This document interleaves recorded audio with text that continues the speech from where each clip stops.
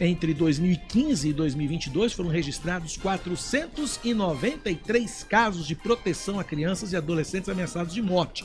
Para garantir ainda mais a segurança desse público, a Justiça da Paraíba vai atuar junto ao Programa de Proteção. Estou no estúdio recebendo, mais uma vez, o juiz da Infância e Juventude de João Pessoa, doutor Adailton Lacerda. Aí mesmo, doutor Adailton, bom dia. Seja bem-vindo à Manaíra Band News. Satisfação revê-lo. Olá, bom dia, Cacá. Bom dia a todos que nos escutam nesse momento. É sempre uma honra de estar aqui no seu programa. Como é que vai ser essa atuação da Justiça Estadual nesse aspecto de proteger crianças e adolescentes ameaçados de morte?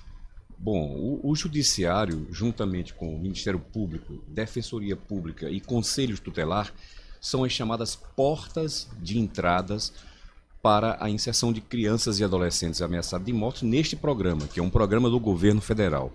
Então, o que é que acontece? O Judiciário não tinha participação colaborativa antes. Então, agora, com essa iniciativa do Conselho Nacional de Justiça, através de uma resolução que será editada nesses próximos dias, o texto final vai ser publicado, os tribunais de justiça do país terão 30 dias para indicar a autoridade judiciária que irá compor, né, o comitê executivo da Rede Nacional de Cooperação e também os conselhos gestores. E aí haverá essa facilidade de cooperação com o programa a nível nacional. Cláudia Carvalho.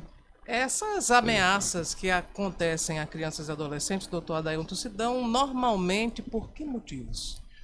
Olha, normalmente, Cláudia, essas ameaças são adolescentes ou até crianças ou seus familiares envolvidos com drogadição. Tráfico de drogas, então normalmente dependência, não paga dívida, é a grande maioria, infelizmente. Essa ameaça, ela pode se dar, o raio de ameaça, pode se dar numa rua, num bairro, numa cidade, no estado. Então, para ilustrar o exemplo, tivemos um caso aqui na Paraíba que foi recebido por nós aqui na Paraíba, de um adolescente oriundo do Rio de Janeiro. O que aconteceu lá? Ele presenciou uma chacina praticada lá por milicianos, enfim, os bandidos. E aí ele estava sendo ameaçado em todo o Rio de Janeiro. Esse adolescente foi acolhido aqui na Paraíba, então ficou longe do raio de ameaça e então seguiu a sua vida normal. O programa, esse acolhimento pode ser apenas do adolescente, como também extensivo a toda a sua família. Pode haver uma ajuda nesse pecuniária. Caso do Rio de Janeiro, está a família toda ou só ele protegido? Veio um membro da família. A mãe veio com ele porque... Agora, o que é que acontece em alguns casos? Eles têm compromisso assumidos. Eles não podem quebrar a regra, eles não podem dizer... E teve outro caso onde um adolescente de fora estava aqui e foi para a rede social fazer selfie, dizer, eu estou aqui, então quebrou a regra, aí o programa não pode proteger. Por razões óbvias, claro... Mas nesses casos, esses adolescentes alvos de ameaças, eles vão para algum local específico, eles ficam em casa, como é que funciona isso? Para onde é que esse pessoal vai? Onde é que o pessoal fica protegido? Bom, eles podem ir para óbvio uma instituição... Eu não estou pedindo nome e endereço do local. Não, o endereço nunca é revelado. Nunca é revelado, né? Óbvio.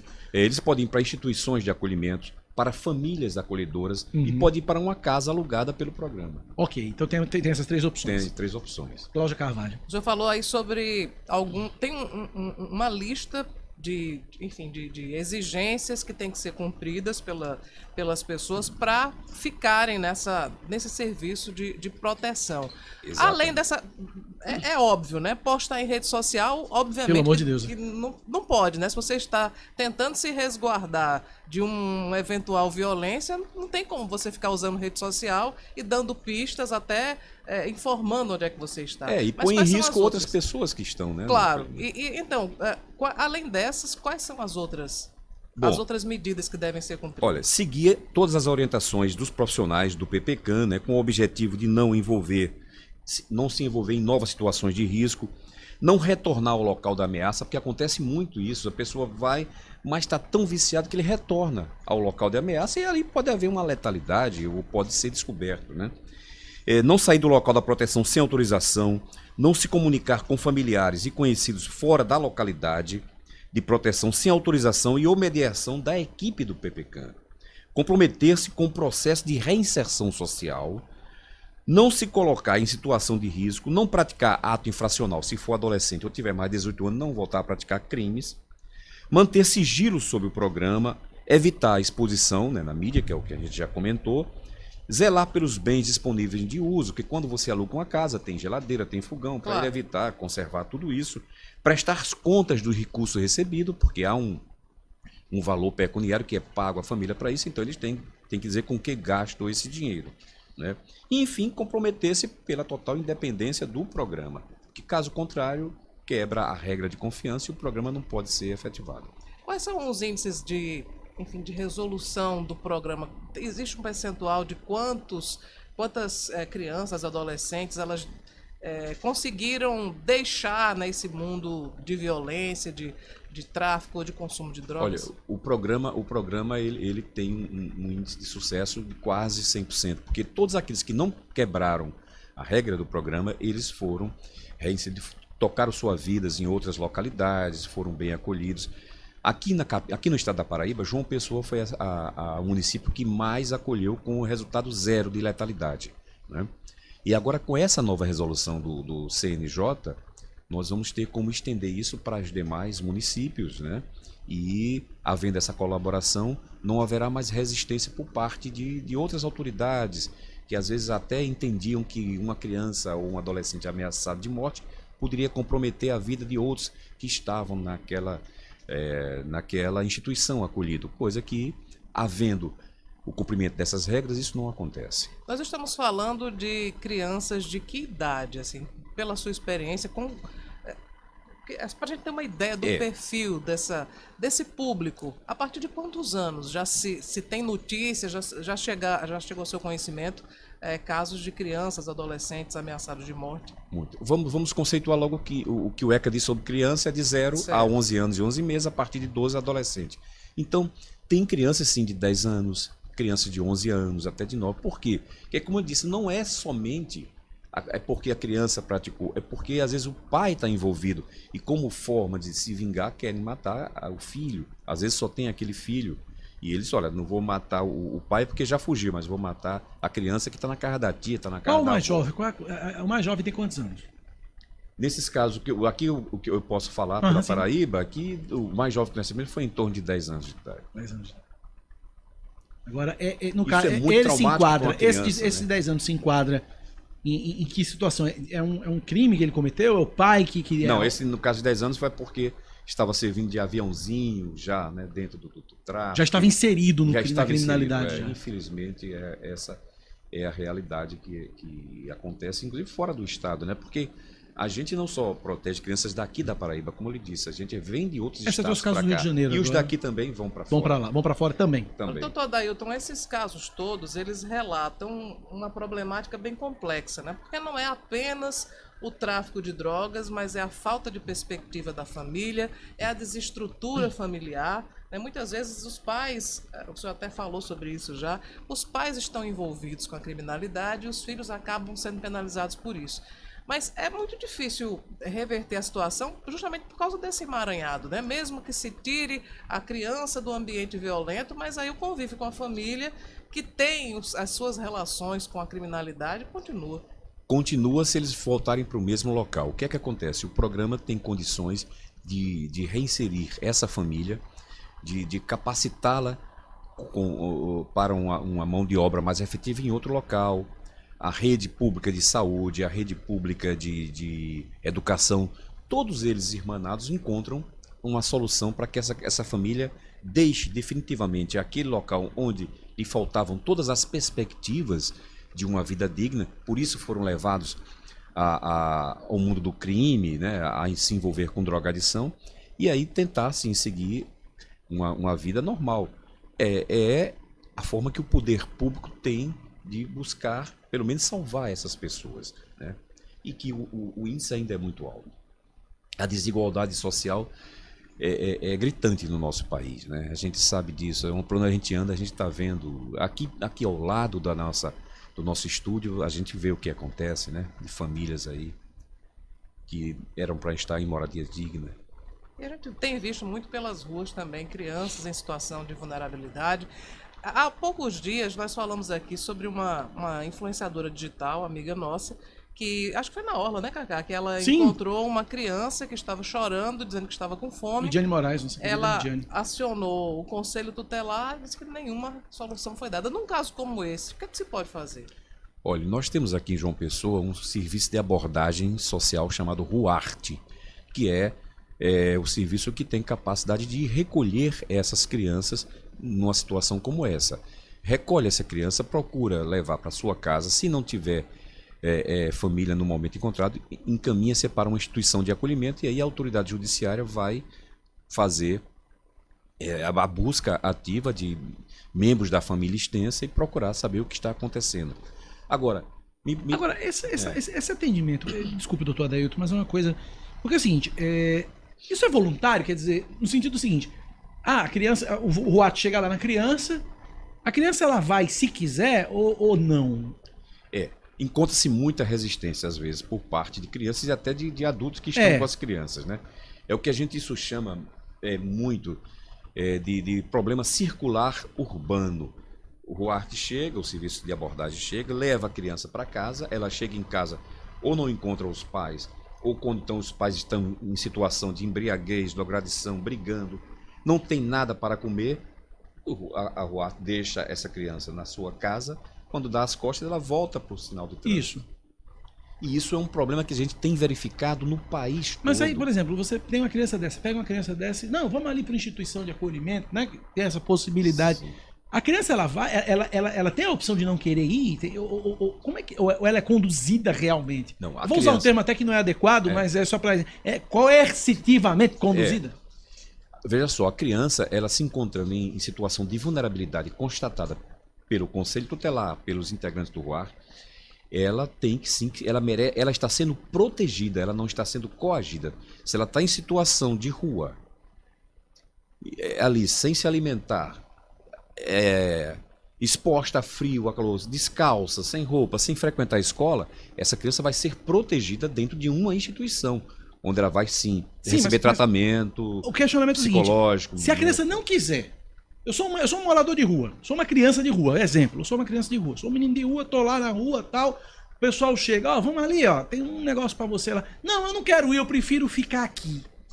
Isso é respeitado ou é aquela história que minha mãe fala, menino não tem querer? Não, aí a equipe tem que ter o trato de convencer, porque agora é importante ressaltar que instituição de acolhimento não é unidade de internação. Isso, exatamente. As crianças evadem. Lá não tem cerca elétrica, não tem... Então a criança vai à aula, de repente não volta mais. Pula o muro, vai embora. E aí é a chamada evasão. Imediatamente é expedida a guia de desligamento, porque a coordenação da casa, o coordenador ou a coordenadora daquela casa de acolhimento é a guardiã ou o guardião legal daquela criança. A partir do momento em que ela evade, ele não pode ficar responsável sobre o que vai acontecer com ela, que não retornou em 24 horas. Então o juiz expede a guia de desligamento, ou desacolhimento, a terminologia é essa, desacolhimento, e passa-se então a buscar essa criança. Mas naquele momento o guardião deixou de ter a responsabilidade legal sobre ele. Doutor Adailton, tem uma situação aqui em João Pessoa que ela acontece a olhos vistos há muito tempo, são famílias que ficam ali na Rui Carneiro, próximo do McDonald's, com muitas crianças pedindo esmolas, e isso chama a atenção de muita gente. Famílias inteiras. Famílias inteiras, exato, e muitas crianças de colo, crianças já maiorzinhas. Por que isso acontece? Não existe, o RUARTE não pode fazer um acolhimento, ou é a opção das próprias famílias permanecer por ali? Olha, às vezes até casos de ameaça a conselheiros tutelares, com faca, quando foi abordar famílias como essa que você citou. Não estou dizendo que seja essa exatamente, mas aconteceu uma nos bancários, onde uma mãe partiu para cima da conselheira com uma faca, diz, olha, você não vai pegar no meu filho. Então a gente teve que chamar a autoridade policial para tentar conter esse gesto de violência. Porque essas famílias, às vezes, elas acham muito mais cômodo ficar ali sensibilizando as pessoas com seus filhos, crianças, né, para angariar uma sol, ajuda, na chuva. Né? Eles não têm a menor ideia de que estão fazendo um mal tremendo para seus filhos. São pessoas que às vezes pegam o dinheiro e vão gastar com droga e não necessariamente com alimentos. Pois é, isso que um ouvinte está mandando aqui a mensagem para a gente, dizendo que não só ficam pedindo esmolas, mas tem famílias inteiras ali no mercado de artesanato, com gente se drogando, na Caixa Econômica também, à vista das crianças. Olha, veja só, casos extremos assim como esse pode chegar ao ponto desses pais perderem o poder familiar de seus filhos e eles serem encaminhados para a adoção. Claro que tudo isso é feito através de um devido processo legal, com direito à ampla defesa, participação do Ministério Público, Defensoria Pública, estudo de equipe multiprofissional. Então não é, o judiciário não chega lá e toma o filho da pessoa e entrega a outro. Tem todo um processo a ser respeitado. Inclusive o Conselho Nacional de Justiça nos dá um prazo de 120 dias para concluir processos dessa natureza. Mas é muito difícil essas coisas, porque a gente tenta sempre tentar salvar essas pessoas, salvar essas famílias. A adoção é a última opção. Normalmente se faz de tudo para que a família permaneça unida. A família natural unida, quando não a natural, pelo menos a família extensa, algum parente que possa receber essas crianças. Uhum. Em relação ao trabalho dos conselhos tutelares, doutor Adaildo, como é que o senhor avalia esse trabalho que é feito aqui em João Pessoa? Olha, aqui em João Pessoa nós temos 7 conselhos tutelares, inclusive já foi publicado edital para inscrição de pretendentes, de candidaturas, né? É uma candidatura, é uma eleição onde o judiciário não participa. Uhum. É o Conselho Municipal do Direito da Criança e do Adolescente quem organiza, fiscalizado pelo Ministério Público. Agora, ocorrendo qualquer problema nessa eleição ou qualquer ilegalidade relacionada à candidatura, aí sim o judiciário entra para resolver. Depois de eleito os conselheiros, as suas decisões elas são revistas, só podem ser revistas pelo judiciário. Eu aqui acredito que o conselho, os 7 conselhos daqui têm uma atuação muito efetiva, tem um diálogo muito aberto com o judiciário, pelo menos comigo. Todo mundo sabe, eles particularmente, que não precisam marcar audiência comigo, chegam no meu gabinete, entram, e é assim que tem sido feito. Eu tenho andado pelo país aí afora, em algumas palestras, e vi que nem sempre é assim esse relacionamento dos conselhos tutelares com o judiciário, com o Ministério Público e até com delegacias de polícia. Às vezes eles não entendem bem qual o papel de cada um e às vezes querem fazer o conselheiro tutelar de empregado do juiz, de empregado do Ministério Público, de empregado do prefeito, que não é, e de empregado do delegado de polícia. Então, aqui não, aqui os papéis de cada um são bem definidos, a gente se respeita e por isso que o trabalho tem corrido assim de forma tranquila. Eu fiz essa crítica aqui essa semana, eu sou um crítico do trabalho do Conselho Tutelar, eu não consigo enxergar, doutor Adaildo, uma ação mais efetiva do Conselho Tutelar, e eu fiz isso exatamente com base nesse relato que a gente trouxe da nossa colega Lidiane Moraes, que encontrou garota em situação de rua, acionou o Conselho e o Conselho nem tinha um para ela.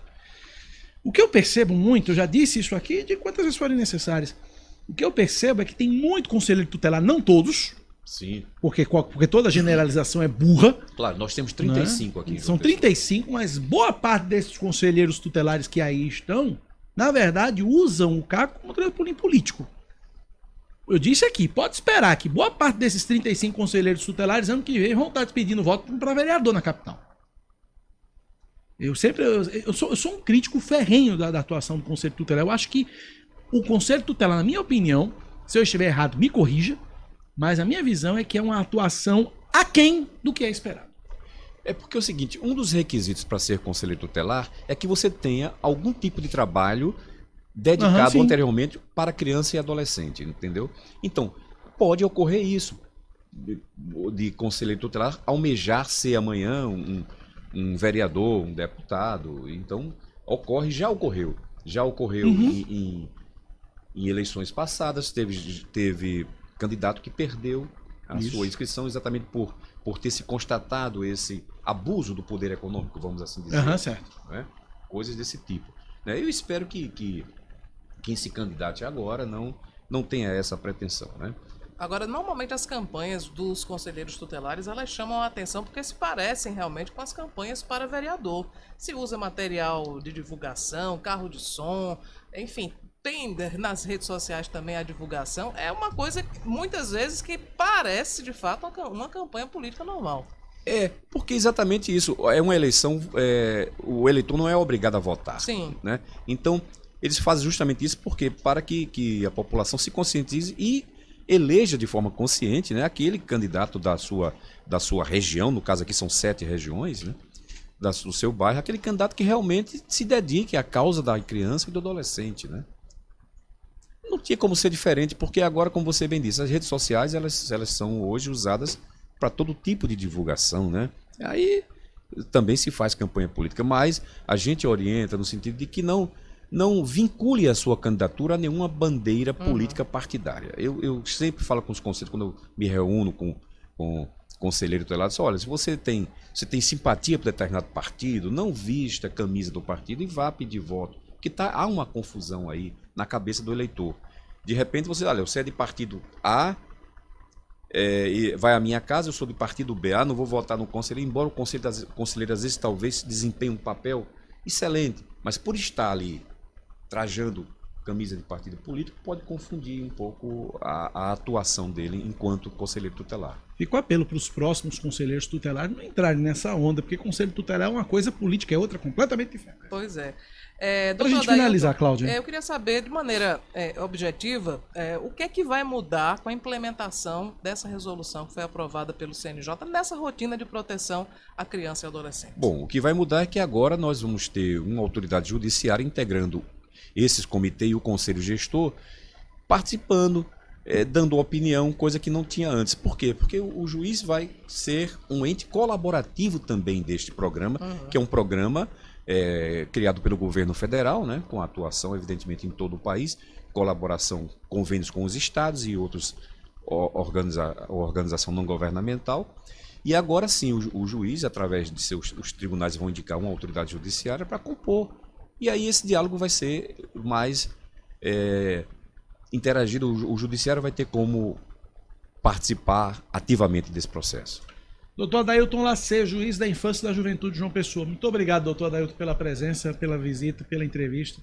Forte abraço. E como é que está a carreira literária, doutor Adailton? Estamos aí, eu acredito. Obrigado por tocar no assunto espaço. Eu continuo escrevendo semanalmente, né, em um blog aqui da capital. E participo do Clube do Conto, que é um clube que se reúne quinzenalmente, todos os sábados. A gente elege um tema. Sim. Por exemplo, escuridão vai ser o próximo tema. E cada um escreve um conto sobre escuridão. E faço parte da UBE, que é a União Brasileira de Escritores, seção aqui da Paraíba. Vamos ter uma parte 2 dos ditos do Quiçara? Vamos ter aí esse ano e quero aqui falar aqui com vocês aqui em primeira mão. Obrigado. Já está convidado. Um abraço, doutor Adailton. Obrigado pela entrevista.